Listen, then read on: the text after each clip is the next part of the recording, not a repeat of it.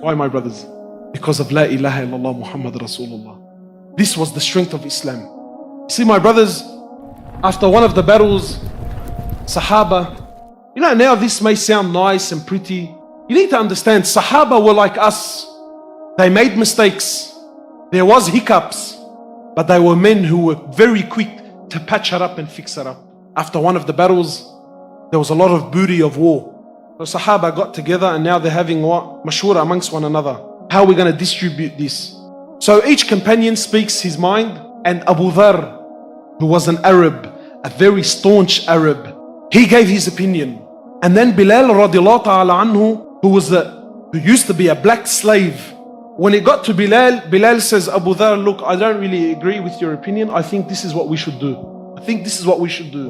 So Abu Dharr became so angry. He says, even you son of a black woman, even you're going to disagree with me? Big words.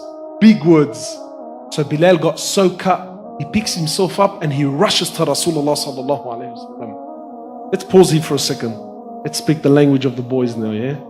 As far as we're concerned on the street, what did Bilal do, bro? Going to Rasulullah to tell him what happened, according to our language, what did he do? He snitched, which is a itchay ogay amongst the boys, isn't it? See, my brothers, they didn't have the disease in the hearts that we have. Today, so that I don't snitch, I'll hate on the brother for the next 25 years, no problems. But these men were so pure in their hearts. He rushes to Rasulullah sallallahu alayhi wa sallam. He says to my Prophet of Allah, this is what Abu Dharr said to me. Rasulullah sallallahu alayhi wa sallam, he storms out of the house. He rushes to Abu Dharr and he grabs Abu Dharr with fury in his eyes. And he says, Abu Dharr, you are a man who still has jahiliyyah in his heart. You are a man who still has ignorance in his heart. Abu Dharr buckles. How do you think he dealt with it? Think he grabbed a few of his boys to go chase down Bilal? Really? Look. Listen, bro, all jokes aside. Don't we talk about Sahaba? Don't we claim that we love them? Don't we say that they're our idols? Let's see how they dealt with it. So Abu Dharr rushes into the streets of Medina looking for Bilal. And he finds Bilal in the streets of Medina. And he rushes to Bilal and he falls on the floor and he puts his head on the ground and says, Bilal, I will not, by Allah, I will not lift my head off the floor until you step on it with your foot. And let it be known to the people of Medina, who of us is the dishonored and who of us is the honored one. What do you think Bilal did? Come here, you little... No. Then and there, it was finished, done, sealed, over. Gets down on the floor. He kisses Abu Dharr. He says, man, I forgive you for the sake of Allah, brother. Done, finished, dusted. Where's this love gone, bro? Where's this mahabbah gone? My brothers, all we have is each other, man. All we have is each other. Instead of loving on my brother, you know what I can get? It used to be back in the days, like I understand the street wars, us and them and my area and your area and these boys and that boy. The poison has become so, now it's actually even in deen. Now it's in deen. Now it's this sheikh and his crew and that sheikh and this crew and this center and that center and this masjid and that masjid. Allahu Akbar, what's going on? What's going on? What sunnah are you following? What sunnah is this? My brothers, we are brothers. We are brothers. Rasulullah sallallahu alaihi wasallam, he says that this ummah is one body. He says sallallahu alaihi wasallam, this ummah, look at the analogy he's giving sallallahu alaihi wasallam. He says this ummah is one body.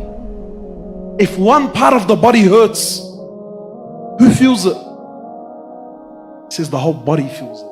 That brother who's a junkie selling crack and coke on the streets, yeah, we can sit here and badmouth him all day, but he's my brother and he's a part of this body, and when he hurts, I hurt.